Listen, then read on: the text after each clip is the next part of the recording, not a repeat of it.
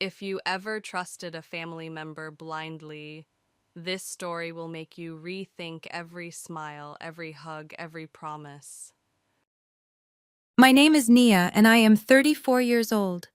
3 days ago, I buried my husband Marcus. My world had shattered, but my family wasn't done. I dragged myself to my nephew's first birthday party, only for my sister Simone to make a shocking announcement. In front of all our friends and family, she held up her son and said he was actually my husband's child. Then she showed me his will demanding half of my $960,000 house as inheritance. She smiled, thinking she had cornered me, thinking I would break. What she didn't know was why I had to fight to keep from laughing. She had no idea about the secret Marcus and I shared, a secret that was about to expose her entire vicious lie. Before I continue this story, please let me know where you are watching from in the comments below. And if you have ever had a family member who underestimated you and tried to take what was yours, hit that like button and subscribe. You will want to see how this ends. The nightmare began just minutes before I left for that party. I was standing motionless in my bedroom. The silence in our $960,000 home was deafening. This house, located in an upscale black neighborhood in Charlotte, was supposed to be our dream. Now it was just a quiet, empty space filled with his memory. Marcus's scent still clung to the pillows. The dark blue suit he wore at our wedding was still hanging in the closet, a perfect pressed ghost. His funeral was only 3 days ago. I hadn't even begun to process the loss. Then my phone rang, vibrating harshly on the nightstand. It shattered the silence and my heart jumped. I looked at the screen. It was my mother, Brenda. A familiar cold dread settled in my stomach. I knew this call wouldn't be one of comfort. It never was. I answered, my voice hoarse from crying. "Hello? Nia, are you on your way?" My mother's voice was sharp, loud, and painfully cheerful. "MJ's birthday party is about to start." I was speechless for a second. I stared at the black dress I had worn to the funeral, now draped over a chair. "Mom," I whispered, "I just buried Marcus 3 days ago." "Don't be selfish," Brenda snapped immediately. The word selfish struck me like a slap. "Your sister, Simone, has been planning this party for months. You are not going to ruin her day just because you're sad. It's rude. The least you can do is show up for your family and say hello." My mind flashed back instantly, a memory so sharp it felt like yesterday. I was 17 and I had a hairline fracture in my arm from volleyball. I was on the couch, my arm in a sling, when my mother walked in. "Simone needs a ride to the mall for prom dresses," she had said, not even looking at me. I protested, telling her my arm hurt. She just waved her hand dismissively. "It's your left arm, you'll be fine. Your sister is waiting." Simone, my older sister, the golden child. She always came first. Her wants were treated as needs. My needs were always treated as selfish inconveniences. Nothing had changed in 20 years. I was exhausted, I was grieving, and I didn't have the strength to fight her. I closed my eyes, the image of Marcus smiling at me in this very room flashing in my mind. I took a deep breath and let it out slowly. "Fine, Mom," I said, my voice flat and dead. "I'll be there." I drove to Simone and Chad's mansion in a daze. It felt like I was floating outside my own body. Every action, from putting the key in the ignition to parking on their cobblestone driveway, felt mechanical and distant. Their house was, of course, perfect. It was larger than mine, a sprawling modern home that screamed new money. The backyard was packed with people.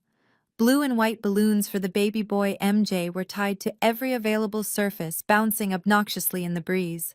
Loud R&B music was pulsing from hidden speakers, a jarring contrast to the funereal silence I had just left. I could hear laughter, loud and carefree. It made my skin crawl. Through the crowd, I saw Chad, Simone's husband. He was 38, white, and always looked like he was about to sell you a used car. He was holding a glass of red wine, bragging loudly to a group of men. "It's a '98 Cabernet," he was saying. "You simply cannot find this vintage anymore." He had never worked a real job in his life, living entirely off my sister, who in turn lived off my parents. Yet he always acted like he was the most successful man in the room. I just wanted to get this over with. I tried to slip in unnoticed, find Simone, say hello, and then escape. But my mother spotted me instantly, as if she had been waiting by the door. Brenda's eyes locked onto mine, and she marched over her face, a mask of strained politeness. She grabbed my arm, her grip surprisingly tight.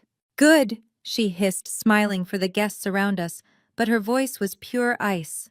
"You're here." She pulled me further into the yard, away from the entrance. Her smile vanished. "Now listen to me, Nia. Do not, and I mean do not, start crying. You will scare the guests and ruin this for Simone. Pull yourself together." I stared at her, my grief a heavy cloak I couldn't take off. "Mom, I don't want to hear it," she cut me off. "Your sister deserves this one day. Go and find her. Go say hello to your sister."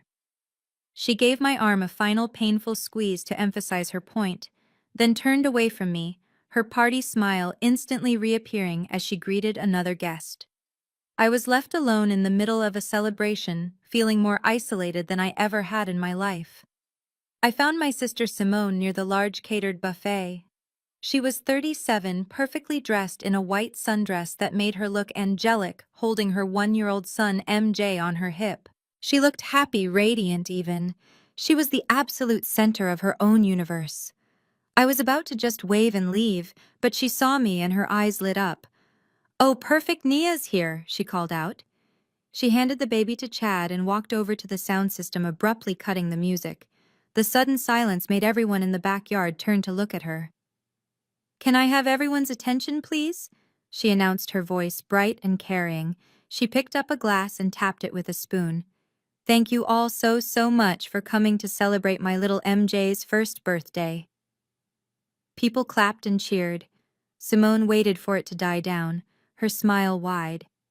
"Today is such a special day," she continued, "and I have a very important, very personal announcement I want to share with you all. Our family." All eyes were on her. I saw my mother Brenda standing near the front, beaming with a strange, anticipatory pride. Chad stood beside Simone, looking smug. My stomach twisted. This wasn't just a birthday announcement. Simone's eyes scanned the crowd and then landed directly on me.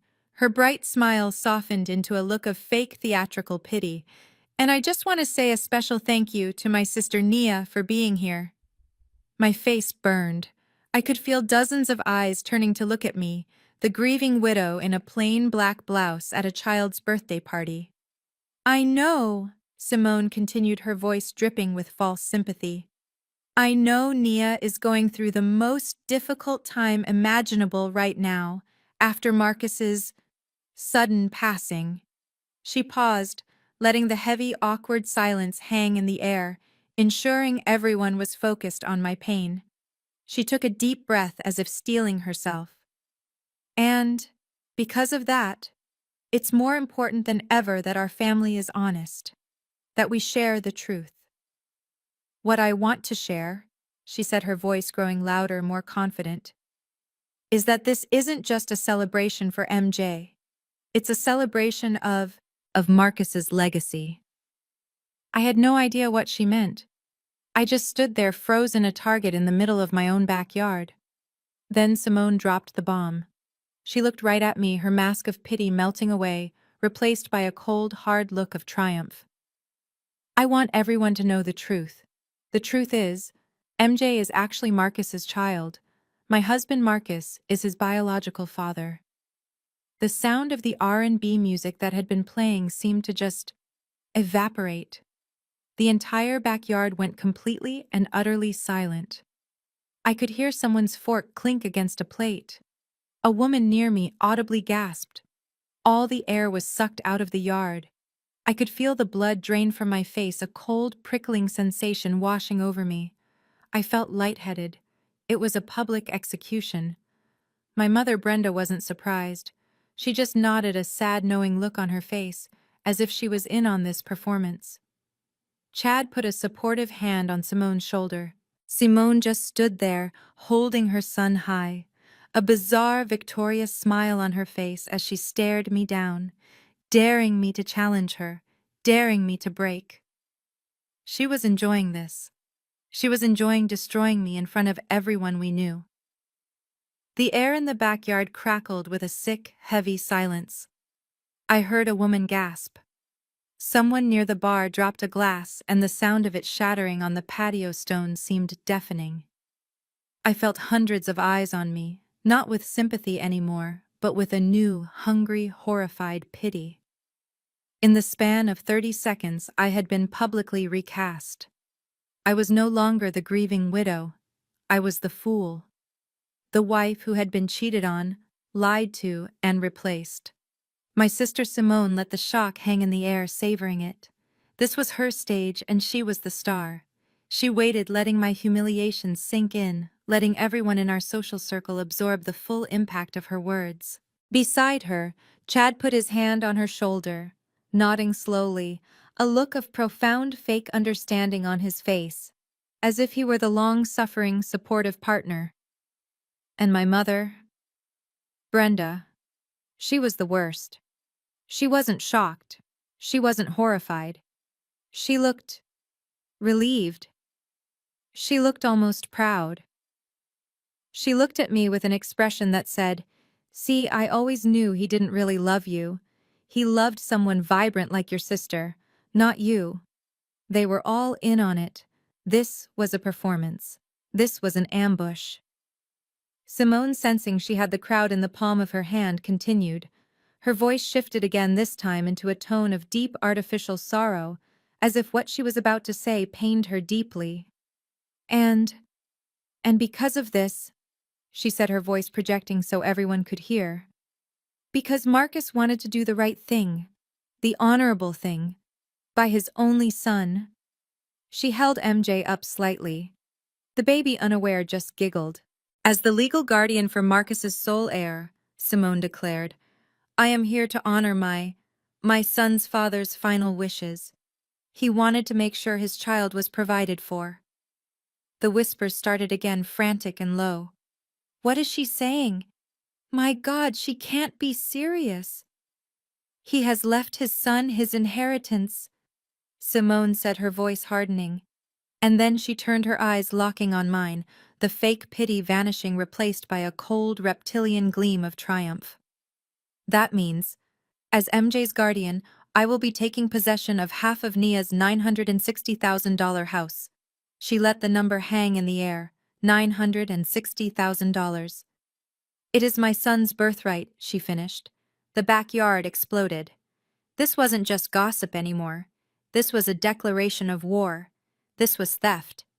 I am serious, Simone shouted over the noise, her voice suddenly sharp and ugly, all pretense of sadness gone. She was enjoying this. Chad stepped forward, acting as her loyal partner, and handed her a thick sheaf of papers, folded and bound in a blue legal cover. He looked like a smug bargain basement lawyer. Simone snatched the papers from him and thrust them forward. Not at me, but towards me for everyone in the front row to see. He signed this will just before he passed, she yelled. He knew he didn't have much time. He wanted to make sure his real family was taken care of. His real family. The words echoed in my head, designed to gut me. She wasn't just saying he had an affair. She was saying he had replaced me entirely. I just stared. I stared at the document she was waving. It looked official. It had notary stamps. It had signature lines. And at the bottom I could see it. Marcus's signature. Or what was supposed to be Marcus's signature. I looked from the paper to Simone's hateful, victorious face, to Chad's oily, self-satisfied smirk, to my own mother, who was nodding in approval as if justice was finally being served. They had planned this. They had waited until I was at my absolute lowest, my most vulnerable 3 days after burying my husband, to spring this trap. To humiliate me, to shatter my reputation, and to steal my home. And as I looked at that signature, that sloppy, wrong signature on the paper, a strange, hysterical bubble of air pushed its way up my throat. It was almost a cough. I quickly covered my mouth, but the pressure built again. A small, choked sound escaped. It was a laugh. Simone's triumphant smile wavered, replaced by confusion and anger. What? What is so funny? You've lost everything. I looked up from the will, and for the first time in 3 days, the fog of grief didn't just clear. It evaporated. It was replaced by a sudden diamond-hard blade of pure cold understanding. I saw the entire pathetic, desperate plan laid out before me. "Oh," I said. My voice was quiet, but it cut through the entire yard. "I see." I looked right into her eyes. "I understand now." Simone's face turned from triumph to a blotchy, furious red. "What?" she screeched, her voice cracking. "What are you laughing at?"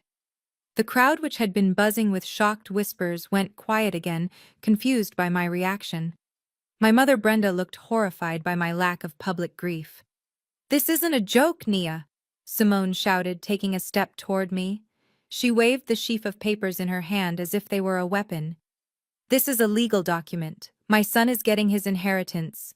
You have lost your house. What is wrong with you?" Chad, her useless husband, immediately moved to her side, putting his arm around her shoulder. "She's grieving," he said to the crowd, his voice full of that fake, sycophantic pity. "She's clearly in denial. Naya, this is a lot to take in. Maybe you should go home and rest. We can talk about the details later." "Who do you think you are?" Simone spat, shrugging off Chad's hand. Her eyes were narrowed into slits of pure venom. "You think this is funny? My son's future is funny to you? You're laughing because my child is now fatherless, just like his father." I took a slow, deep breath. The fog in my head, the heavy cotton wool of grief that had muffled the world for 3 days, was just gone. The shock was gone. All that was left was a sharp, cold, surgical clarity. I looked at my sister, and for the first time, I didn't see the perfect golden child I could never please. I saw a sloppy, desperate, and frankly stupid con artist. "You're right, Simone," I said. My voice was quiet, but it was so calm, so steady, that it cut right through her shouting. Every guest leaned in, straining to hear. "It's not funny, it's pathetic." I held out my hand. "Let me see it." Simone and Chad both froze. "What?" Simone stammered, her rage momentarily short-circuiting into confusion. "The will?" I said, my voice hardening just a little. "You're waving it around like a trophy. You've made your big announcement to the whole world. So let me see the document you're basing it on. Let me see the will." "You don't get to demand anything," Chad snapped, finding his voice again. He puffed out his chest, stepping partially in front of Simone as if to protect her. "This is a legally binding document, Nia. It was verified by our lawyer. You can have your lawyer call our lawyer on Monday." I almost laughed again. "Oh, Chad," I said, shaking my head slowly. "You really, really should have done your homework before you tried this." I looked past his blustering face directly at my sister, who was now clutching the papers to her chest. "Simone," I said, "you've been so busy being the star of the family your whole life, I don't think you ever once paid attention to what I actually do." This was the first thread, the first part of their stupid plan that was about to unravel. My family never cared about my career. To them, I was just Nia who works in an office. Naya, the mousy bookworm. Nia, the boring one. They had no idea what my job title actually was. "I am a senior forensic document examiner," I stated. My voice didn't rise, but it was filled with an authority they had never ever heard from me. "I spend 10 hours a day, 5 days a week, identifying forgeries for high-stakes corporate fraud and inheritance cases. I testify in federal court as an expert witness. Banks and law firms pay my company thousands of dollars an hour for me to find exactly this kind of sloppy, desperate work." I held my hand out again, firmer this time, my palm open. "So please, let me see the document you're betting my $960,000 house on. I'm genuinely curious to see how good your forgery is." The crowd audibly gasped. The word forgery hung in the air, sharp and dangerous. Simone's face was a mask of pure disbelief. "You You bitch, she shrieked. You're calling me a liar. I haven't called you anything yet. I said, my eyes locked on the paper in her hand. I'm just a professional offering a free consultation. Now give it to me, or are you scared of what I'll find? She was trapped. I had checkmated her in a single move in front of her entire audience. If she refused to hand it over, she would look guilty as sin.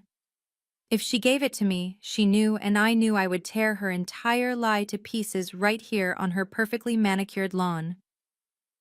My mother Brenda finally unfroze. Nia. That is enough, she hissed, rushing forward.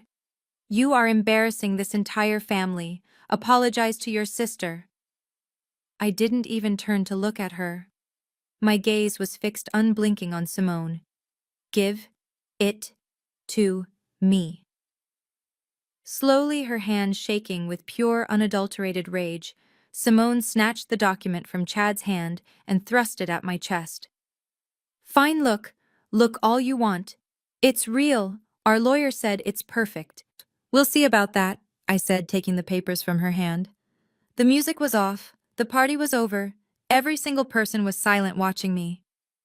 I held the document in my hand. My hand was perfectly steady. The crushing weight of grief had vanished, replaced by the familiar cold focus of my profession. I ignored the shuffling feet of the guests. I ignored my mother hissing, Nia, stop this! You're making a scene! I ignored everything except the single sheet of paper in my hand. I flipped past the first page. It was standard legal boilerplate, probably copied from a cheap website. I got to the final page. The signature page. My eyes went straight to it. Marcus K. Davidson.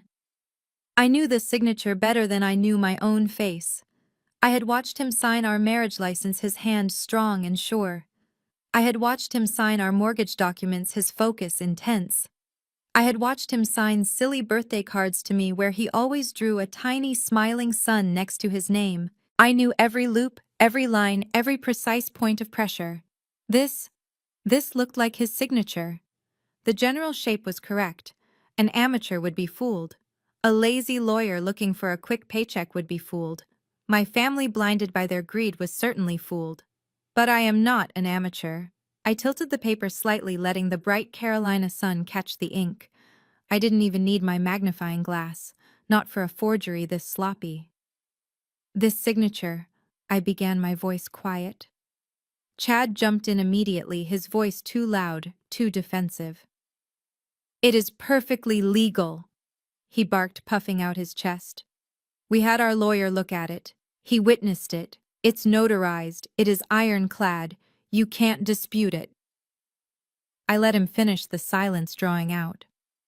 I looked up from the paper, past Chad, past my fuming sister, and made eye contact with the crowd of guests who were all leaning in, hanging on my every word. Then I looked back down and shook my head slowly. This signature, I said again, my voice sharp and final, is a fake. A collective gasp went through the yard. It was one unified, shocked intake of air. Simone shrieked, a sound like a kettle whistling. You're lying. You're just saying that. You have no proof. You're just jealous. You don't want my son to have his birthright. Proof. I finally looked up right into her eyes. Simone, my entire career is proof. But if you and your idiot husband need the specifics, I am happy to educate you. All of you. I held the paper up so the crowd could see me pointing. When a real person signs their name with a real ballpoint pen, I explained, my voice clear and projecting as if I were in a courtroom. The pen creates a groove in the paper. It leaves a physical indentation. The ink pressure changes. It's darker on the downstrokes and it's lighter on the upstrokes. It's alive. It's three-dimensional. I ran the pad of my thumb gently over the signature. Nothing. It was completely flat. This has no pressure, I said. It has no groove. The ink density is exactly the same from the start of the M to the end of the N, because this is not ink from a pen. This is ink from an HP OfficeJet printer. Chad's face went pale. What? What are you talking about? We printed the will and then he signed it. I almost felt pity for how stupid he was. No, he didn't. This is a digital copy, a high-resolution scan of Marcus's real signature. You probably lifted it from another document. Maybe a bank form, maybe a contract you stole from his briefcase. You copied it, you pasted that image file onto this fake will in Microsoft Word, and then you hit print. I held the paper close to Simone's face, forcing her to see the flaw. You want the smoking gun? Look. I tapped the paper with one steady finger. Look at the M in Marcus. The first loop. Right here. I looked right into her terrified eyes. The ink line is broken. There's an unnatural microscopic white gap. That is not how a person writes. That is a digital artifact. It's called pixelation dropout. It happens when a printer, even a good one, fails to perfectly replicate a high-resolution image file. You amateurs. You forgot to even check your work. I let the paper drop from my hand. It fluttered onto the perfect green grass at her feet. This isn't a will, I declared to the entire silent party. This is just a piece of paper, and it is absolutely unequivocally worthless. Before I could even take a breath, my mother Brenda lunged forward. Her face was a terrifying mask of rage. She didn't look at the worthless paper on the ground. She didn't look at my sister. She looked right at me, her eyes filled with a hatred that was so old and familiar, it made my stomach clench. Nia, how dare you? She shrieked, shoving her way past a stunned guest and getting right in my face. Her voice was shaking with fury.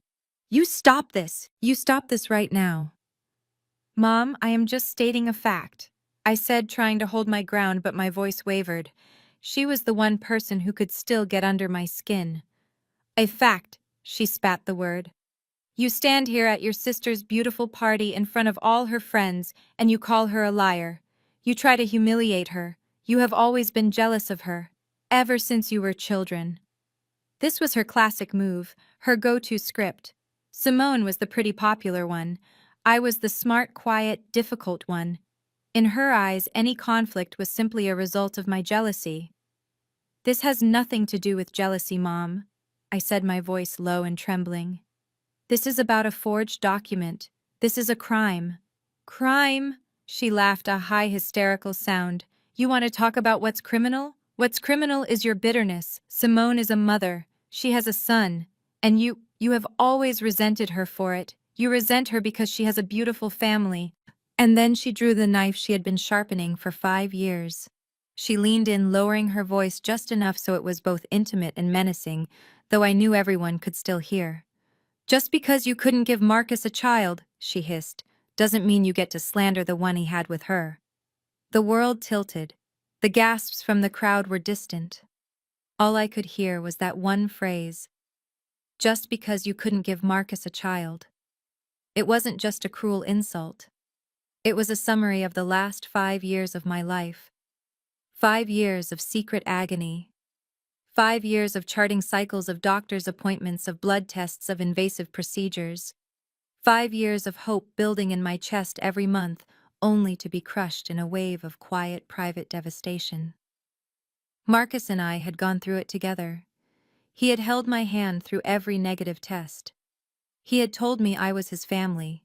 He had told me it didn't matter. But it mattered to her. It mattered to my mother. I remembered her comments at every family dinner. Nia, when are you going to give me a grandchild? Simone is already pregnant again. Nia, what are you waiting for? A man needs an heir, Nia. You're not getting any younger. She had treated my infertility not as a medical condition, but as a personal failure. A deliberate, selfish refusal on my part to do my duty as a wife. And now she was using it as a weapon.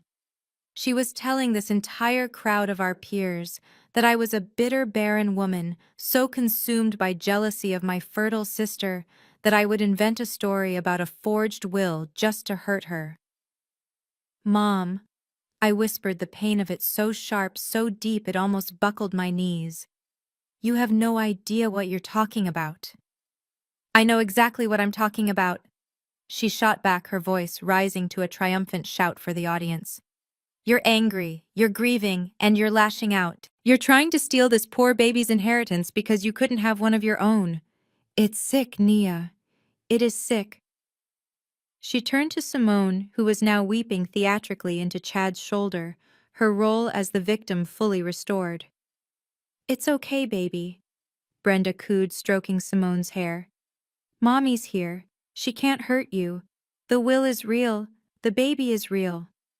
She turned back to me, her face set in stone. You owe your sister an apology. And then you need to leave. I looked at my mother's face contorted with such self-righteous fury. I looked at my sister sobbing her fake tears. I looked at the crowd, their faces a mix of pity and disgust, all of it now directed at me. They thought that was the kill shot. They thought that was the end. They thought my grief combined with the shame of my infertility would be enough to make me break, to make me run. And that's when the pain in my chest finally cooled, congealing from a molten, aching wound into a solid, sharp blade of steel. My mother had just given me permission. She had just taken my deepest pain and thrown it in my face to win a financial argument. I straightened my back. The trembling stopped. I am not going anywhere, I said. And I wasn't just slandering her mom. I looked up from my mother, past her shocked expression, and back to my sister. I told you there was a problem with the will. That was just the first obvious amateur hour problem. I took a deep breath. Now let's talk about the real problem. The reason I was trying to hold back my laughter when you made your little announcement. I let the silence stretch. The signature is fake, I said, but that's almost irrelevant. Because the entire premise of this will is a lie. You keep talking about Marcus being the father. I looked right into Simone's crying eyes. It's impossible, and I have the medical records to prove it. I looked up at my mother. The stinging, agonizing pain from her words, just because you couldn't give Marcus a child, shot through me. It was the deepest cut. She had taken 5 years of our private silent struggle, our tears, our doctor's visits, our small dwindling hopes, and turned it into a public spectacle. She used it as a weapon to validate my sister's greed. For a second I thought I was going to collapse. The humiliation was so total, so absolute. I saw the guests looking at me with that awful familiar pity, the barren wife, the jealous, bitter, childless sister. And then something snapped. The pain didn't go away. It crystallized. It turned from a hot, aching grief into a cold, hard, razor-sharp point. The trembling in my legs stopped. My hands, which had been shaking, became perfectly still. My mother was still ranting. You owe her an apology, Nia. You're sick. You need help. I looked straight into her eyes. The pain in my own eyes, the pain she put there, hardened into steel. I don't need to fake evidence, Mom, I said. My voice was so cold, so different that it stopped her mid-sentence. Her mouth hung open. I don't need to lie. I don't need to invent stories. Because there is a much bigger problem here than a sloppy, pixelated signature. I broke eye contact with her, dismissing her. My mother, the woman who had just publicly disowned me for a lie, no longer mattered. I turned my full attention to my sister. Simone was back to her performance. She was sobbing into Chad's chest, her shoulders heaving. She's so cruel. She wept loud enough for everyone to hear. Chad was rubbing her back, glaring at me. You see what you did? He spat. Get up, Simone, I said. My voice wasn't loud, but it cut through her fake sobs like a command.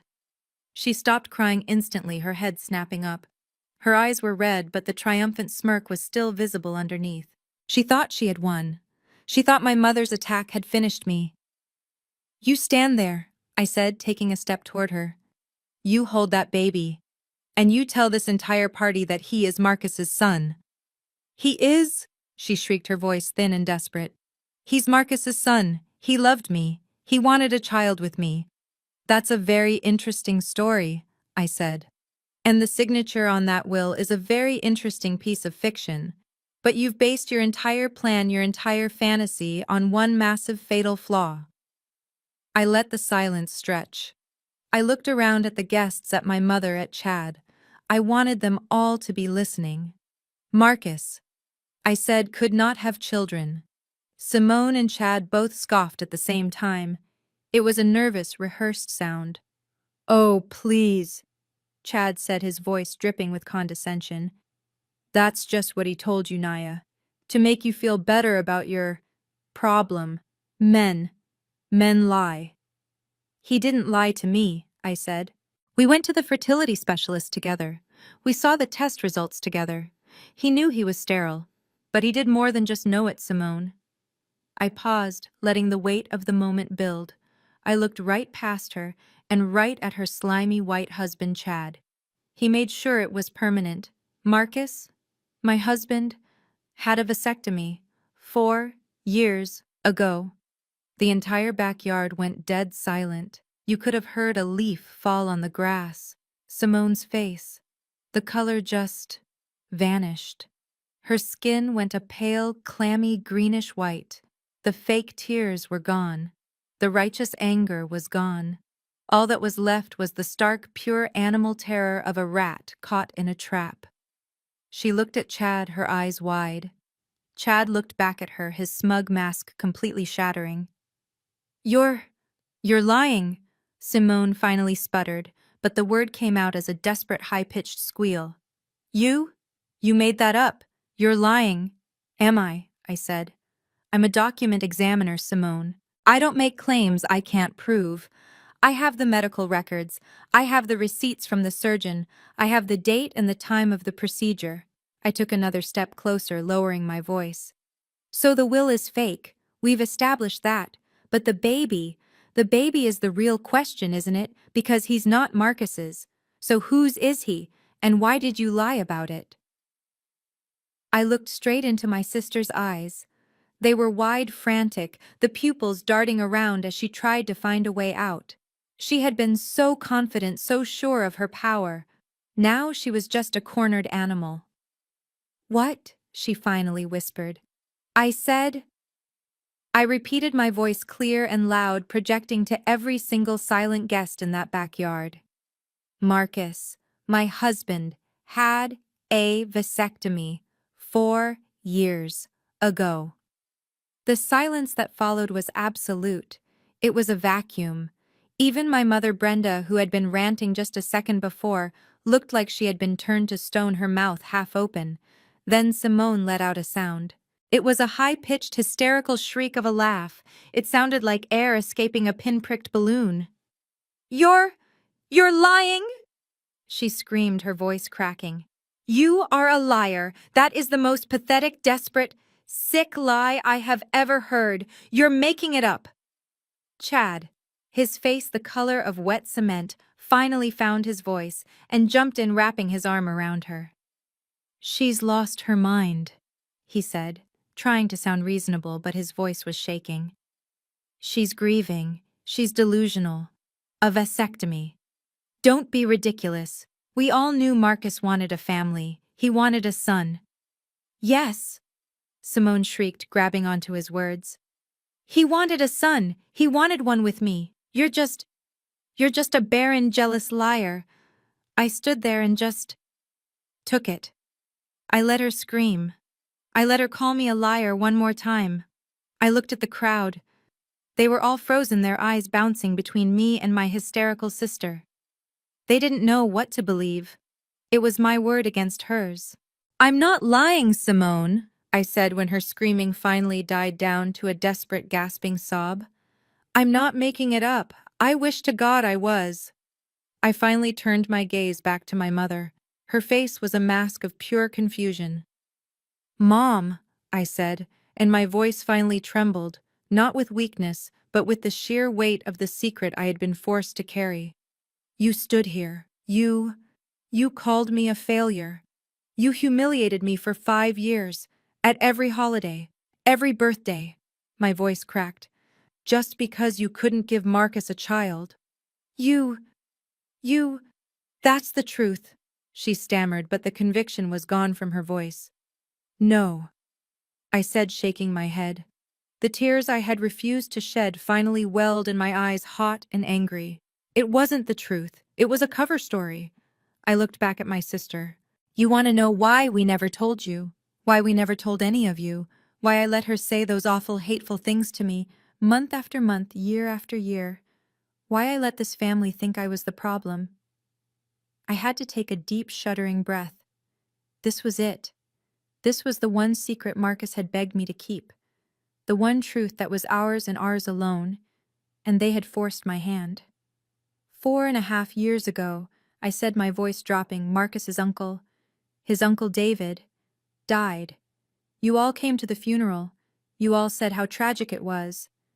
I saw a flicker of recognition in my parents' eyes. What you didn't know, I continued, is what he died from. He died from Huntington's disease. I let the name of the disease hang in the air. A few guests gasped. They knew what it was. It's genetic, I explained, my voice flat like a doctor reading a chart. A progressive neurodegenerative death sentence. It takes your mind. It takes your body. It takes your ability to walk, to talk, to everything. It is one of the cruelest ways a person can die, and it has a 50% chance of being passed from parent to child. My mother's hand went to her mouth. Marcus, my Marcus, knew it ran in his father's side of the family. Right after Uncle David's funeral, he went to get the genetic test. He was so scared, not for himself. He was scared for us, for our future. I looked down, remembering that day, the white walls of the genetic counselor's office, the stiff pamphlet, the look in his eyes when she read the results. He tested positive, I whispered. He was a carrier for the gene. He had a ticking clock inside of him. He was going to die, just like his uncle. A sob finally broke from my chest. I couldn't hold it. This was the grief I hadn't been allowed to have. He sat in the car, I cried, in the hospital parking garage, and he held that piece of paper and he just wept. He wept for an hour.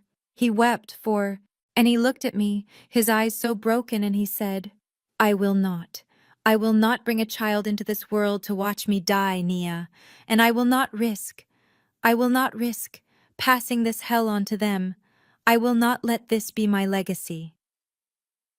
The entire party was silent. Even Simone was frozen, her mouth open, the lie dead on her lips. He made the appointment for the vasectomy the very next day.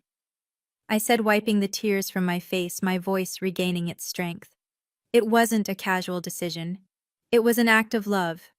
The most profound, agonizing, selfless act of love I have ever witnessed in my life. I looked right at my mother. And that, Mom, is why we couldn't have children. That's why I let you call me Baron. We kept it a secret. His secret. Because we didn't want this. We didn't want the pity. We didn't want the judgment. We didn't want people looking at him like he was already dead. I took your insults for 5 years to protect my husband's dignity, to protect our private, painful, devastating truth. I turned my fury back on my sister. And you clueless, greedy, vile child. You just couldn't stand that I had something you didn't. You saw our pain, our childless home, and you didn't see a tragedy. You saw an opportunity. You saw a vacuum you could fill with your own disgusting, pathetic lie. I saw her swallow, her eyes wide with pure, unadulterated terror. She finally knew she was beaten. I don't believe you. She stammered one last pathetic attempt. You have no proof. It's just another story. A sad story. I almost laughed. Proof, I said, shaking my head. I told you, Simone. I am a forensic document examiner. I am an expert witness. I do not deal in stories. I deal in evidence. I have the positive genetic test results from Atrium Health. I have the signed, notarized consent forms from the urology clinic in Ballantyne. I have the post-operative report from his surgeon. It is all scanned, organized, and sitting in my lawyer's inbox, ready to be filed in probate court as Exhibit A. I took one final step toward her until I was just inches from her face. So I ask you one more time, in front of God and all of these people, Explain to me, how is that baby Marcus's son?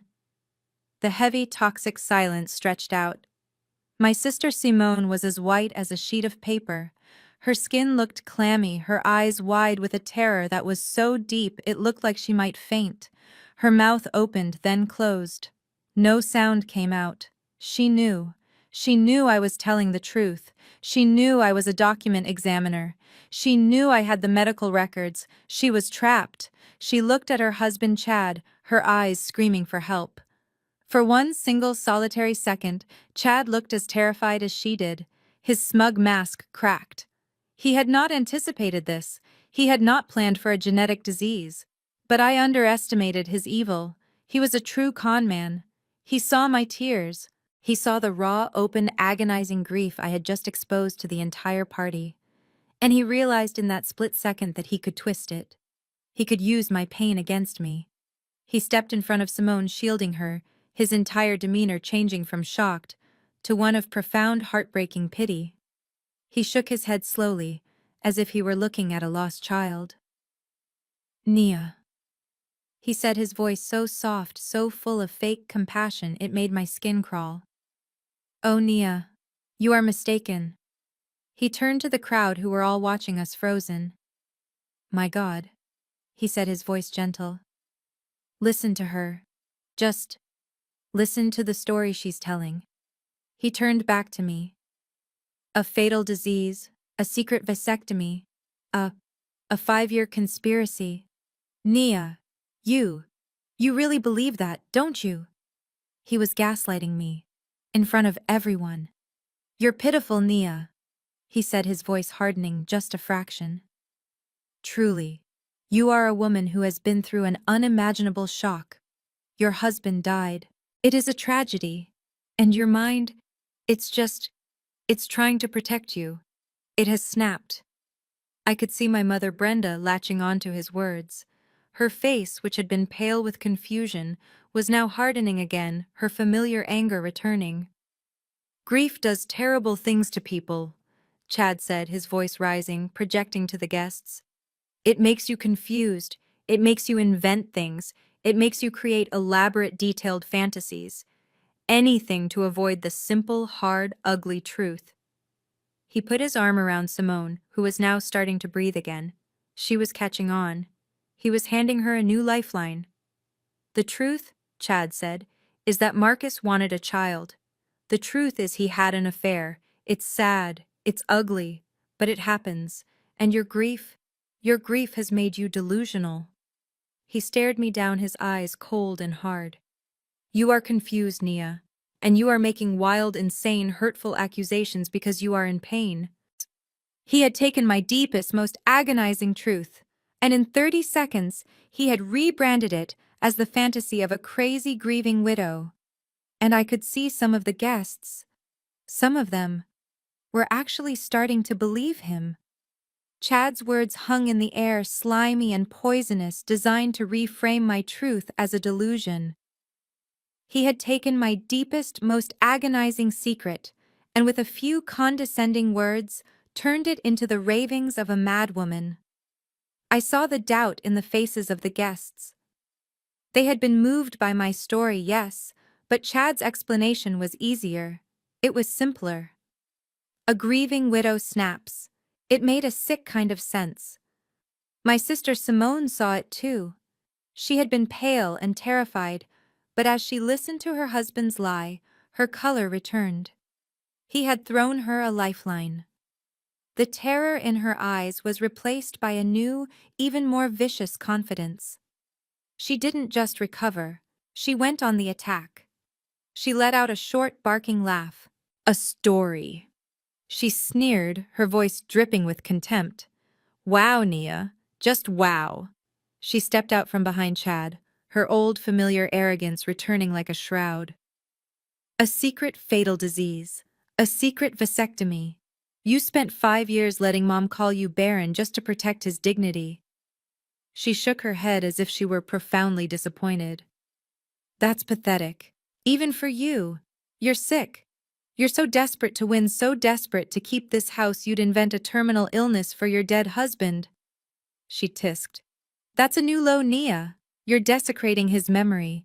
You're using a fantasy to try and steal my son's inheritance. It's not a fantasy. I shot back, my voice trembling. I have the records. I have the surgeon's report.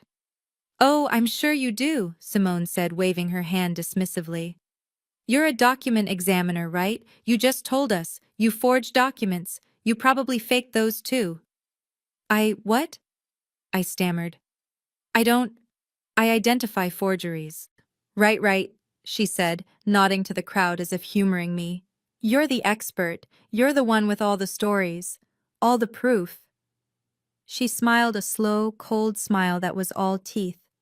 You know, Nia, you're right about one thing. You deal in evidence. Well, so do I.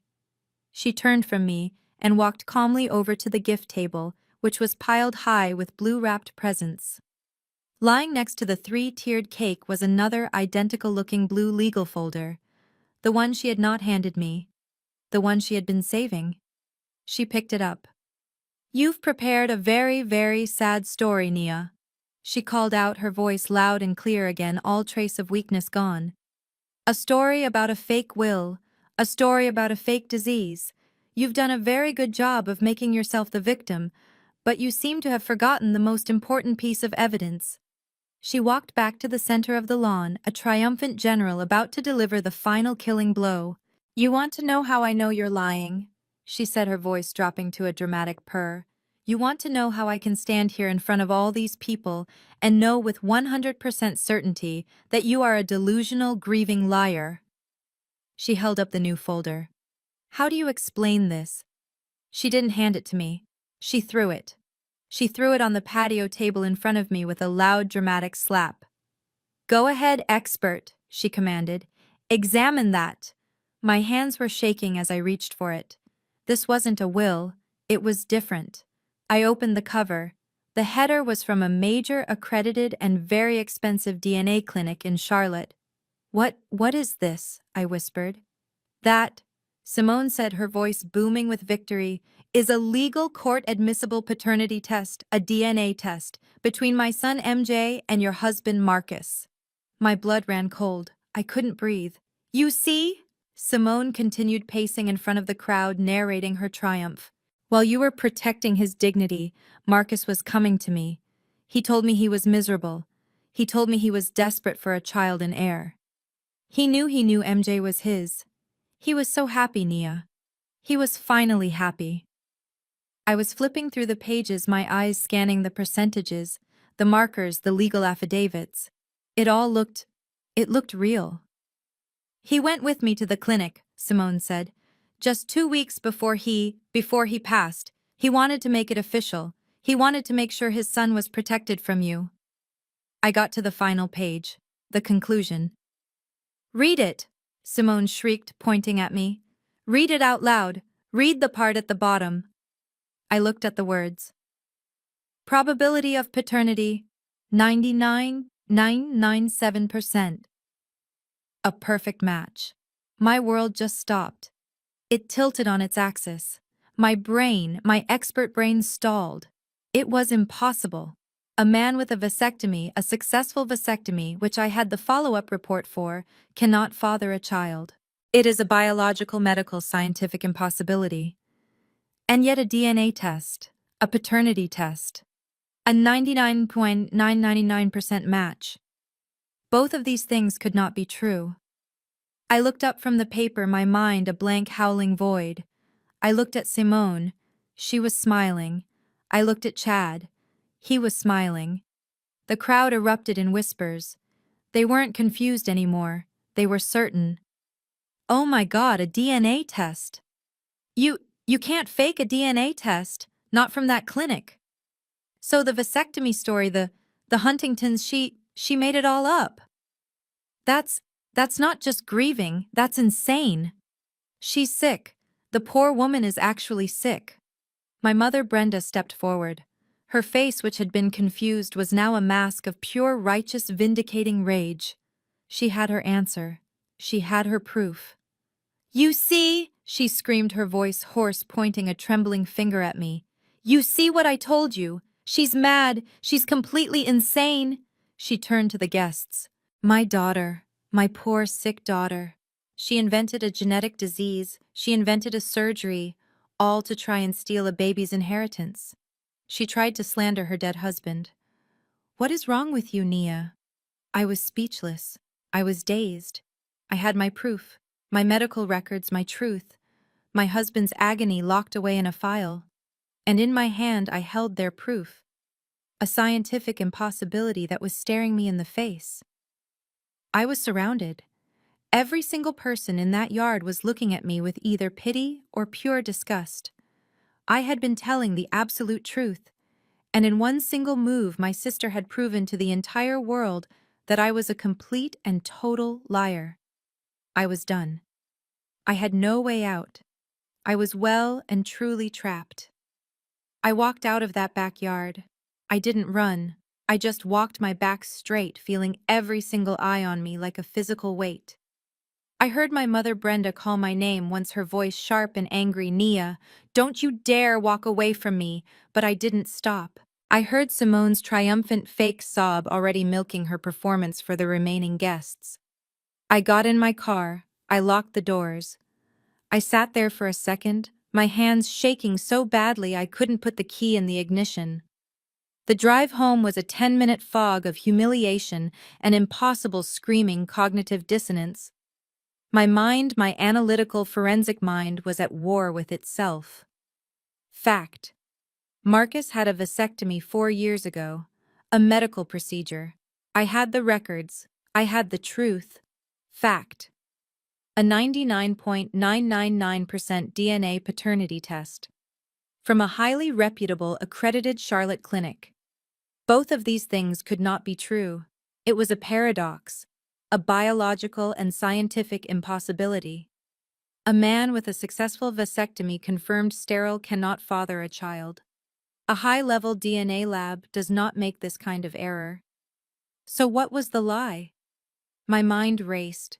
Had Marcus lied to me? Had he faked the vasectomy? Faked the Huntington's diagnosis? No. It was absurd. I was there. I saw the surgeon's reports. I saw his pain. I saw the medical records myself. He was sterile. So was the DNA test the lie. But how Simone and Chad were greedy and cruel, but they were not criminal masterminds. They were not smart enough to orchestrate a high-level forgery of a secure DNA test from a major medical facility. A forgery like that would cost a fortune and require inside access. It was beyond them. Unless Chad was smarter than I thought. Unless this entire thing, this entire plan was far bigger and far darker than I could imagine. Or the other possibility, the one my mother and Chad and Simone had all landed on. I was the one who was insane.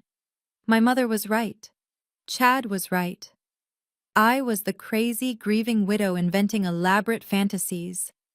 My mind, shattered by grief, had created the memory of the vasectomy. It had created the story of Huntington's. It was all a delusion to protect me from the simple, ugly truth that my husband had cheated on me and had a child with my sister. That was the logical answer. That was the answer everyone at that party believed. I pulled into my driveway, my heart pounding with a sick, hollow dread. My home. The $960,000 prize they were all fighting over. It felt cold and alien, and there was someone sitting on my front porch steps. My heart seized. I thought it was Chad, or my mother coming to harass me to tell me to pack my bags.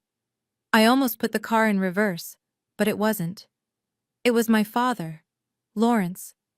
He was just sitting there in the dark, his hands clasped between his knees, staring at the manicured lawn. This was surreal. My father never came to my house. In our family dynamic, he was the ghost, the silent, passive enabler to my mother's active tyranny. He never got involved. He never took sides. He just existed in the background. This was the first time in my entire adult life he had ever come to see me alone on his own.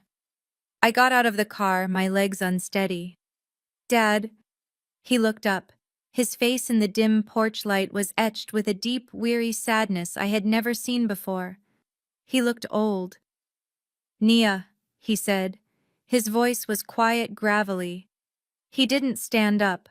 I walked over, standing a few feet away, clutching my car keys like a weapon. What? What are you doing here? Did Mom send you? No, he said, shaking his head, a small, bitter scoff. No. Brenda is with your sister. They're celebrating. He said the word celebrating with a profound, quiet distaste that shocked me. We were silent for a long moment. The neighborhood crickets chirped. I was just staring at him. This one small act of faith, this one person believing me, felt like the first solid ground I had stood on all day. It felt like a single small anchor in the middle of a hurricane that was tearing my life apart. Nia, he said, his voice quiet and rough. I don't believe you lied. About the vasectomy, the Huntingtons. My breath hitched. A single hot tear that I didn't even know was there broke free and rolled down my cheek. I hadn't been able to cry from grief. But this small, hesitant act of kindness, it just cracked me open. You're not a liar, Nia, he repeated, as if trying to convince himself as much as me. You never have been. You're too much like me. You're quiet. You keep things in, but you're not a liar. But the DNA test, Dad, I whispered the words tasting like ash. I saw it. It looked real. It was from the Charlotte clinic. I don't understand how. How can both be true? He nodded, looking down at his large, worn hands. I know, that's the part. That's the part that's got me tied in knots. It doesn't make any sense. It's too clean. It's too perfect. He shook his head. And your sister, she was too happy about it. And your mother just fell right in line. He let out a long, heavy sigh. Brenda, she always saw what she wanted to see. And she always wanted to see Simone win, no matter what it cost you. It was the most honest, direct thing he had ever said about my mother. He looked up at me, his eyes making contact in the dark, and I saw a flicker of something I hadn't seen in him for years. Fear. There's something you need to know, he said, his voice dropping. Something Marcus told me. My blood went cold. What? What are you talking about? He was working for me, you know, my father said, fumbling with the words. Just part-time, the last few months. I was completely blindsided. Working for you, Dad, your company is in logistics. Marcus was an architect. I know, he said, looking around nervously, as if my mother might suddenly appear from the shadows. But he was always good with numbers, an architect's mind. He offered to help me audit my books, said he was bored with his last project. I think he was just doing me a favor, trying to connect, trying to be a son-in-law. Okay, I said, my heart starting to pound a slow, heavy drumbeat. I had no idea where this was going. He was in my office, my father continued, his voice dropping to barely a whisper. Maybe 3, 4 times, and he told me he was suspicious of Chad. The name hit me like a physical blow. Suspicious how? He said Chad was always around the office, my father said.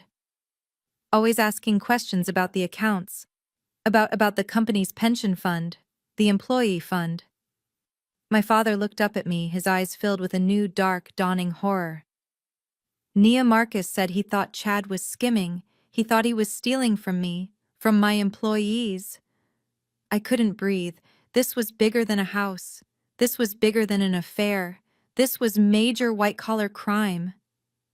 Dad, why didn't you tell me? Why didn't you do something? Marcus told me not to, he said, his voice rising in panic. He said he wasn't sure. He said Chad was slippery. He said he was just running preliminary numbers. He told me to keep my mouth shut, not to let on until he had proof. My father's hands were shaking now. He reached into the pocket of his jacket, his hand fumbling. He pulled out a small black plastic rectangle, a standard USB flash drive. Marcus gave this to me, he said, holding it out in his palm. It looked so small, so insignificant. It was about a week ago, maybe 10 days, right before he Before he died, he found me when I was alone in my office. He told me to put it in my desk drawer and not to take it home. He looked scared, Nia, really scared. I just stared at the small black object. It felt like a bomb. He told me, my father said, his voice now a choked, terrified whisper. He said, Lawrence, if anything happens to me, if anything sudden happens to me, you make sure you give this to Nia. And only Nia. Don't tell Brenda. Don't tell your wife. Don't tell anyone. Just give it to her. She'll know what to do. My father Lawrence pressed the small black USB drive into my palm. His hand was trembling. She'll know what to do, he had said, quoting Marcus. His words echoed in the cold night air. I stared at the drive. It felt impossibly heavy, like a piece of lead, like a bomb. I left my father on the porch. I didn't say another word. I walked straight into my house through the dark living room and into my home office. My heart was pounding a sick, heavy rhythm against my ribs. I sat down at my desk, my hands shaking so badly it took me 2 tries to plug the USB into the port. My laptop chimed. The drive opened. It wasn't messy. It was meticulous. It was organized. It was pure logical Marcus. Folders clearly labeled. Audit, L Logistics. Pension Fund Analysis. Chad, ASCII. Email backups. My blood ran cold. This wasn't just a random collection of files. This was a case. This was an investigation. I clicked on the folder Pension Fund Analysis. My professional life, my life as a forensic document examiner, took over. The paralyzing fog of grief and confusion was burned away by the cold, sharp focus I used at work. I opened the spreadsheets, one by one. My eyes scanned the rows. Dates, transfers, account numbers. It was complex. It was hidden, buried under layers of seemingly legitimate transactions. But it was all there. A systematic, methodical siphoning of money. Small amounts at first, 5,000 here, 8,000 there. Then larger, bolder. Hundreds of thousands of dollars. It was all being moved slow and steady from my father's employee pension fund. The money that his drivers, his warehouse workers, his office staff had been paying into for decades. Their retirement, their future, and it was all being funneled into a single offshore LLC. My hands flew across the keyboard. I ran the LLC name through my own professional databases, registered in the Cayman Islands, anonymous, untraceable, almost. This was the how, this was the crime. But I needed the who. I clicked out of the spreadsheets and went back to the main drive. I opened the folder, Email Backups. It was a single saved file, a PST archive, a direct copy of an entire email conversation. I clicked on it. My email client opened. A new window appeared. It was a saved thread between Marcus's personal email address and Chad's. My breath caught in my chest. I started at the bottom, the oldest message. It was from Marcus, dated 2 months ago. Chad, I'm looking at the pension books for your father-in-law. I'm seeing some transfers I can't reconcile. Can you explain these account numbers? Just want to clear it up before I talk to Lawrence. He was calm. He was professional. He was giving him a chance to fix it. That was Marcus. I scrolled up.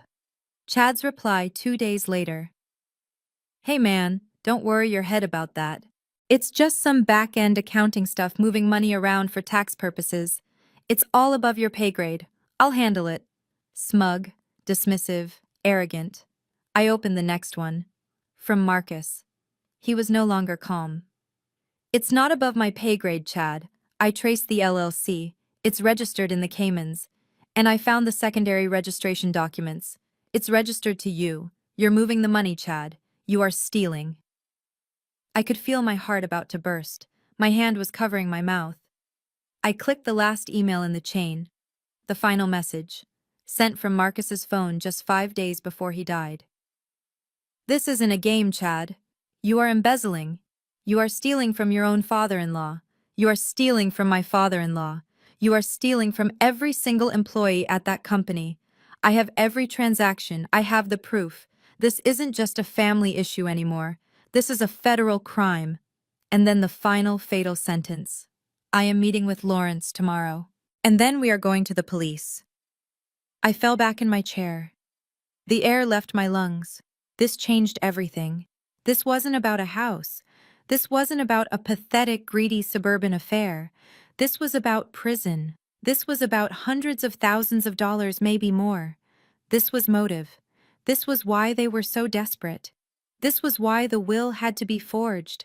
This was why the DNA test had to be real, why they needed to seize control, to discredit me, to silence me. They weren't just trying to gain a house. They were trying to stop a bomb from going off. Marcus had the evidence to send Chad to prison for a very, very long time. And 5 days later, my husband was dead. I thought the email thread with Chad was the end. I thought the embezzlement was the bomb. I was wrong. It was only the beginning. There was one more file in that email backups folder. It wasn't part of the thread with Chad. It was a separate saved .eml file, a single message. The recipient was David Tillman Esquioy. That was David, our lawyer, the man who had drafted our wills, our real wills, years ago. The sender was Marcus. The date was 4 days ago, 4 days before he died, the day after he had sent his final threatening email to Chad. My hand was shaking so badly I almost couldn't click the mouse. I opened the file. The subject line was just one word. Urgent. The email was short. It was frantic. It was not the calm, logical Marcus I knew. This was a man who was terrified. David, it read. I need to come in. Immediately. I need to change my will. I need to add a codicil. I need to add an addendum. I need it on record. My blood turned to ice. I think Chad is trying to poison me. I couldn't breathe. My vision tunneled. I read the words again. I think Chad is trying to poison me. The email continued. He knows I found the embezzlement. He knows I'm going to the police. He's desperate. He's been acting strange all week, trying to be my friend. He keeps bringing me coffee. Every morning. He brings me a cup, says he's just being helpful. But after I drink it, I feel dizzy. I've been having splitting headaches. My heart feels like it's racing. I thought it was stress. But it's the coffee. I know it is. I pretended to drink the one he gave me this morning and poured it out. I'm taking it to a lab. I fell back in my chair, a choked sob escaping my throat. His death. It wasn't his heart. It wasn't Huntington's. It was him. It was Chad. He had been murdered. And then I saw the last paragraph. The paragraph that solved the entire puzzle. I need to report this to the police, David. I know I do. But there's more. He's not just a thief. He's cheating on Simone. He has another woman. And he has a child with her. A baby boy. He's completely desperate for money. He's trapped. A child. A baby boy. My mind exploded. The DNA test. The 99.999% match. The vasectomy. It all made sense. It was a paradox. But I, a document examiner, had been looking at the wrong document. I had been staring at the name on the DNA test. Marcus K. Davidson. But Marcus, my husband, had a cousin. A distant black sheep of the family cousin. A gambling addict. A man who looked so much like my husband, they were often mistaken for each other at family reunions. A man who was always desperate for money. His name, Marcus Hayes. Chad and Simone hadn't faked the DNA test. They had faked the Marcus. They didn't hack the lab. They just lied to it. They paid Marcus Hayes to show up to pretend to be my husband and to swab his cheek. The DNA was a 99.999% match. But it wasn't a match to my husband. It was a match to his con artist cousin and my sister Simone. She wasn't the mother. That's why she claimed Marcus had an affair with her. It was a lie to cover the other lie. The baby MJ. He wasn't even her son. He was the secret child of Chad and his mistress. This wasn't just a forgery. This wasn't just embezzlement.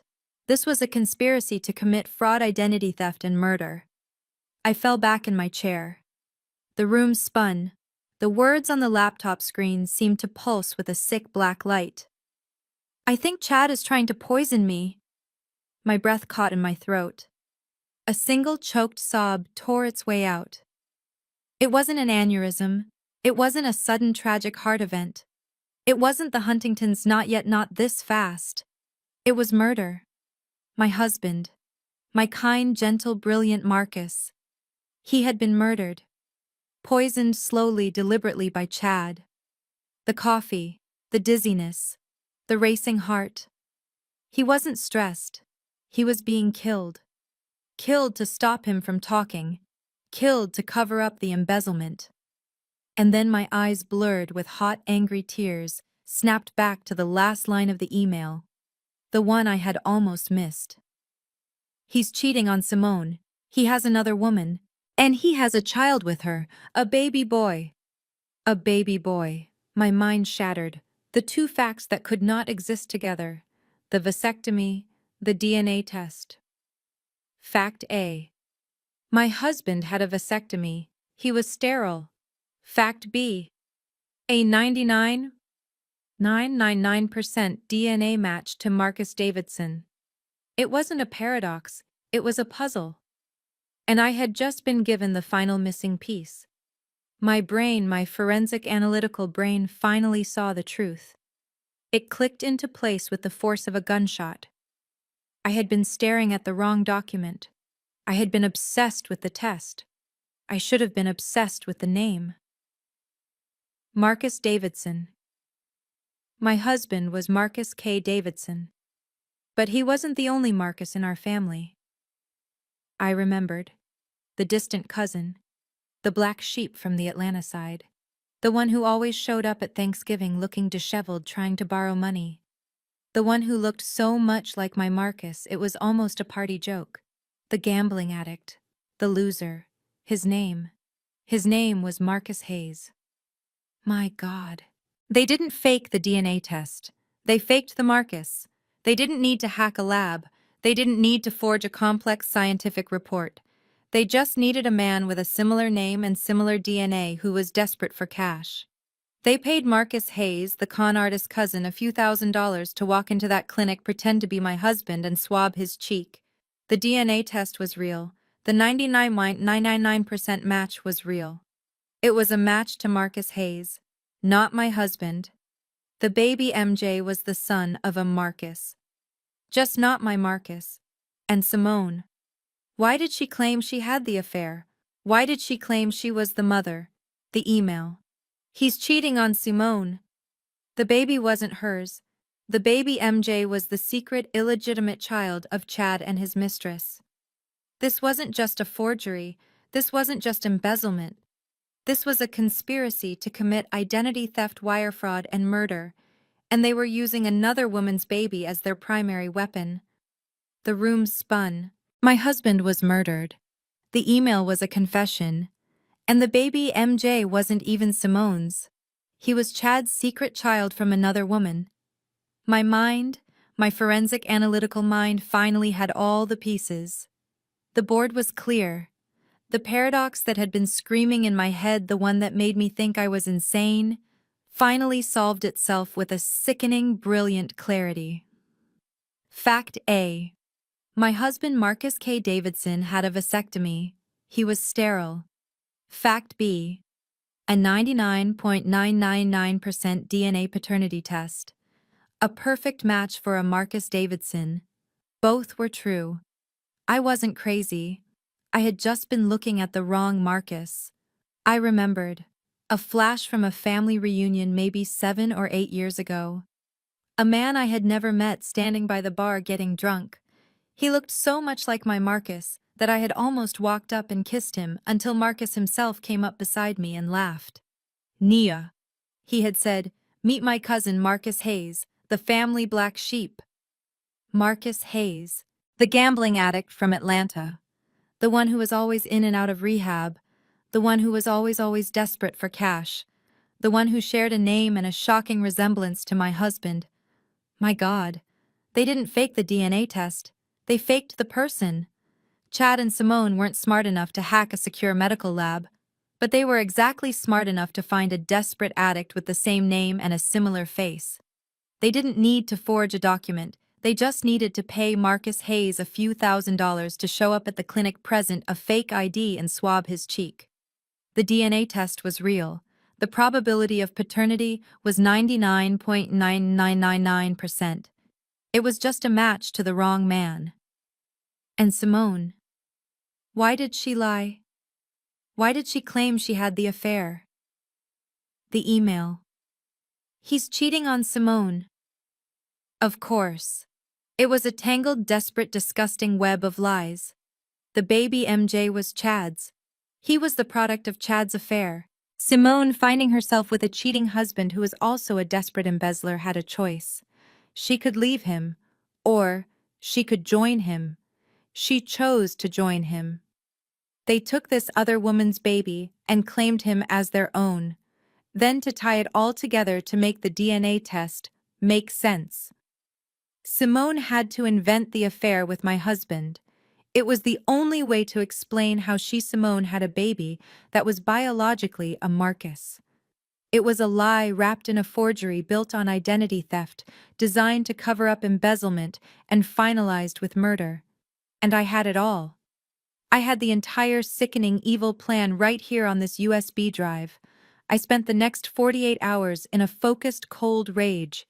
I didn't sleep, I just worked. I forwarded the entire USB drive to my lawyer David Tillman, along with my own forensic analysis of the faked will.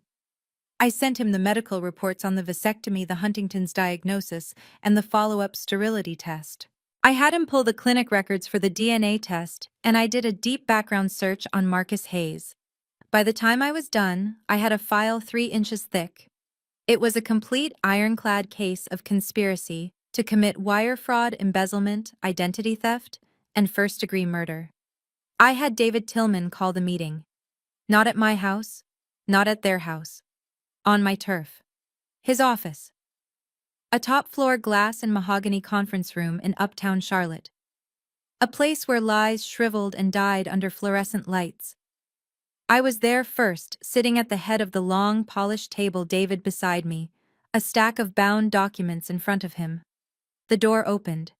Simone and Chad walked in first. They were beaming.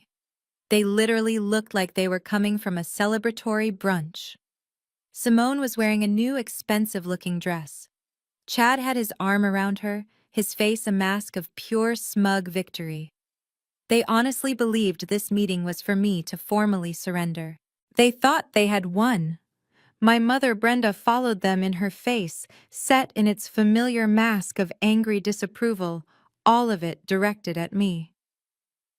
My father Lawrence trailed behind everyone, his face gray. He looked like he hadn't slept in days. "Well, Nia," Simone said, her voice bright and chirpy as she took a seat opposite me. "I'm glad you finally decided to stop this insane charade. It's really for the best. We can have the realtor appraise the house by Friday." Chad leaned forward, placing his hands on the table like a big-shot executive. "Our lawyer agrees. The DNA test is ironclad. You have no case. So whatever this little final performance is, let's just get it over with. We have a lunch reservation." Simone smiled, that same cold reptilian smile from the party. She looked at me, the woman she had publicly humiliated, the woman whose husband she had helped murder, and she just smirked. "What trick are you trying to pull now, Nia?" She sneered, her voice dripping with condescending pity. "Just accept it. You've lost." I didn't say a word. I didn't even look at my sister. I just sat there in the cold, quiet room and held her gaze for one long, final second. I watched the smirk on her face, the absolute, unshakable confidence that she had won. Then I turned my head slightly. I looked at my lawyer, David Tillman, who was sitting at the end of the table. And I gave him a single, slow, deliberate nod. David stood up. He was a tall, imposing man, and his expensive suit hung on him perfectly. He commanded the room without ever raising his voice. He clasped his hands behind his back. "Thank you all for coming," he said, his voice smooth and cold as steel. "We have convened this meeting to address the claims made by Ms. Simone Miller and Mr. Chad Miller at a private party 3 days ago. Claims regarding the paternity of her child and a purported last will and testament of Marcus Davidson." Simone scoffed, leaning back in her chair. "Can we just get on with this, David? We all know the DNA test is ironclad. Just tell her she's lost so we can go to our lunch reservation." David ignored her as if she hadn't spoken. He picked up the first thick, bound document from the stack in front of him. "First," he said, "let's address the entire premise of your claim, the assertion that Mr. Marcus Davidson fathered your child." He placed the file in the center of the polished table. "This is Exhibit A. This is Mr. Davidson's complete medical file from Atrium Health and the Charlotte urology specialists. As you will see on page 3, 4.5 years ago, Mr. Davidson tested positive for the genetic marker for Huntington's disease." My mother, Brenda, gasped. "What?" David continued, his voice a flat monotone. "And on page 5 you will see the surgical report dated 4 years ago for his vasectomy. A procedure he underwent specifically and selflessly to ensure he would never pass on this devastating terminal disease." He slid another single page from the file. "And this is the post-operative sterility report, dated 3 months after the procedure, confirming the vasectomy was a complete success. Mr. Marcus Davidson was medically, biologically, and scientifically sterile. Your claim is not just false, it is an impossibility." "That's a lie," Simone shrieked, jumping to her feet. "She faked those. She's a document forger. She told us herself. She faked those records." David didn't even blink. He calmly picked up the second bound document. Yes, the forgery claim. That brings us to Exhibit B, the will you presented at the party." He looked at me for a moment, then back at them. "Miss Davidson, as she correctly stated, is one of the top forensic document examiners in this state. She prepared this analysis herself.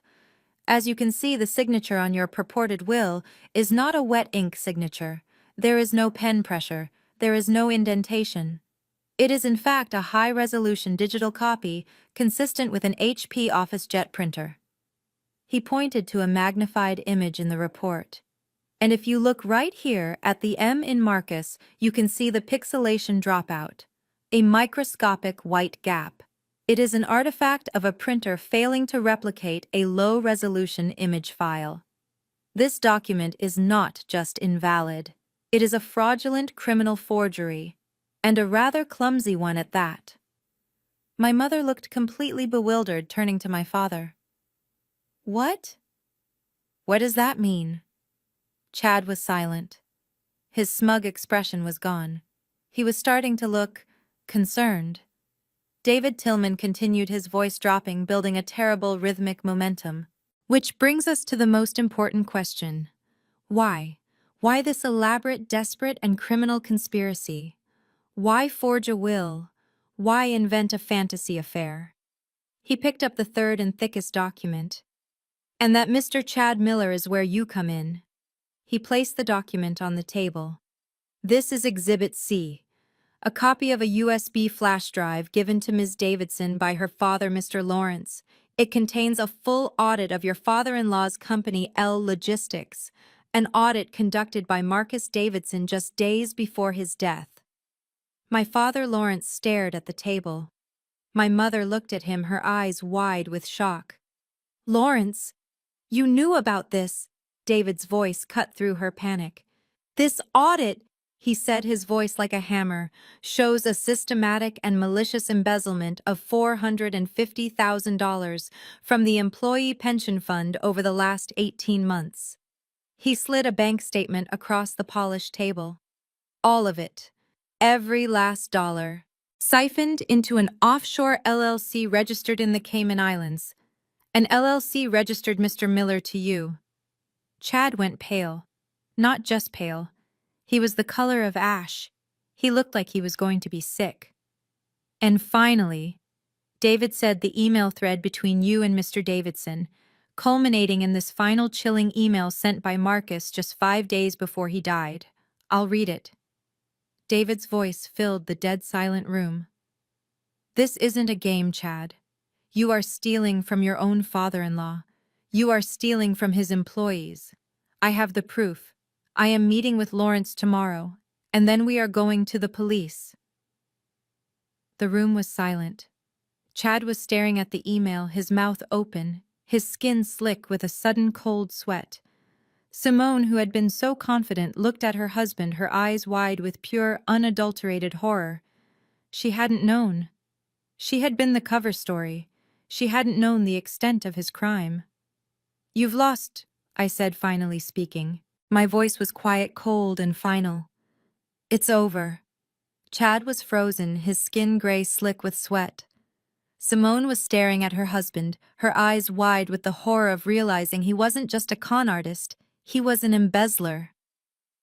My mother looked at my father, who was staring at the table, his face grim. The room was dead silent. Simone, desperate, finally snapped. She looked around the room like a cornered animal, her eyes landing on the one thing they had not explained. But the baby!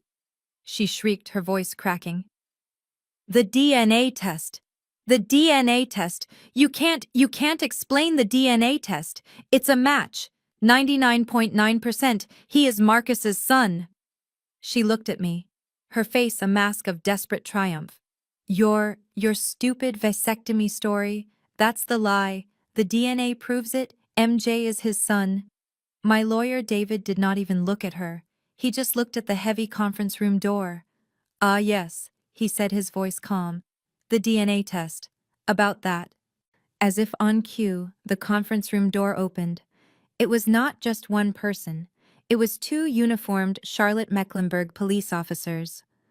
And standing between them, looking pale, terrified, and chewing his thumbnail, was the man I had seen 8 years ago at the family reunion. Marcus Hayes, my husband's cousin. Simone's face collapsed. The color, the fight, the desperation, all of it just vanished. She made a small, strangled sound. Oh no. David Tillman looked at the man. Mr. Hayes, I believe you have something you wish to add. Marcus Hayes looked at me, then quickly looked away, unable to meet my eyes. He stared at the floor. I already told them, he stammered, his voice thin. I told the detectives everything. I'm cooperating for a reduced sentence. Told them what? My father Lawrence whispered. Marcus Hayes took a shaky breath. It was Chad, he said, pointing a trembling finger at him.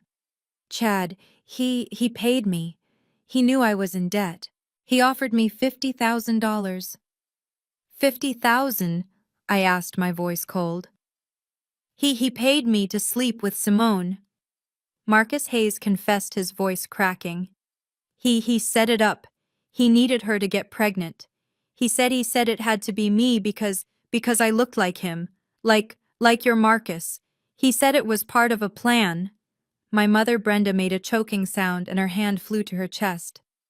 And the DNA test, he rushed on. That was me. Chad paid me another 10,000. He gave me a fake ID with Marcus Davidson's name on it. I just went in, I swabbed my cheek. I gave them the sample.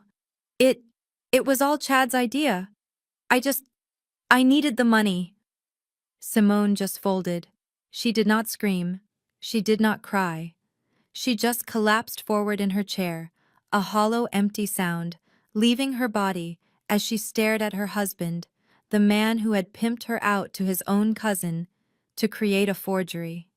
My mother, Brenda, looked at her golden child, then at Chad, then at the police. Her eyes rolled back in her head. She slumped sideways in her chair, fainting dead away. It was over. The police officer stepped forward. Mr. Chad Miller, Ms. Simone Miller, you are both under arrest for conspiracy to commit fraud, forgery, and identity theft. One officer looked at David. The DA's office will be contacting you regarding the ongoing investigation into the death of Marcus Davidson. They pulled Chad's arms behind his back. He did not resist. He was a ghost. They put the handcuffs on Simone, who was now sobbing hysterically, a broken animal sound. As they led them out of the room, Simone, in one last pathetic venomous burst, twisted her head to look at me. Her face was ruined with tears and hate. "You think you won," she spat. "At least I ruined your perfect life. You lost your husband, and you're still going to lose your house. You hear me, Nia? You've lost everything." I stood up for the first time. I looked at her, my face calm. "Oh, the house, Simone," I said, my voice clear and quiet. "That's the one thing you never understood. You do not need to worry about my $960,000 house." I picked up my purse.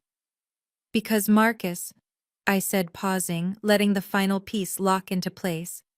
"He transferred the full ownership of the house to my name 6 months ago for $1.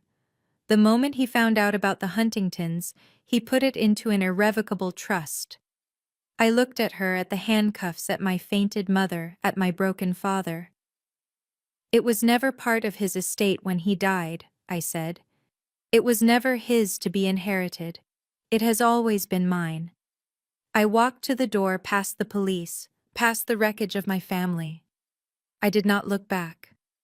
I had lost my husband, but I had reclaimed my truth, my honor, and my future.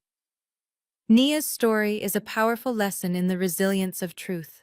Her family attacked her with public humiliation, forged wills, and cruel emotional manipulation, believing her grief made her weak. However, Nia's strength wasn't just endurance. It was her expertise and her reliance on irrefutable facts. She methodically dismantled their entire conspiracy, from a forged signature to a faked DNA test, with cold, hard evidence. This teaches us that while deceit may be loud and arrogance may be confident, they are no match for a single provable truth. True power lies not in silence, but in strategic evidence-based vindication. If you have ever been underestimated or betrayed by those closest to you, share your story in the comments and subscribe for more tales of truth prevailing.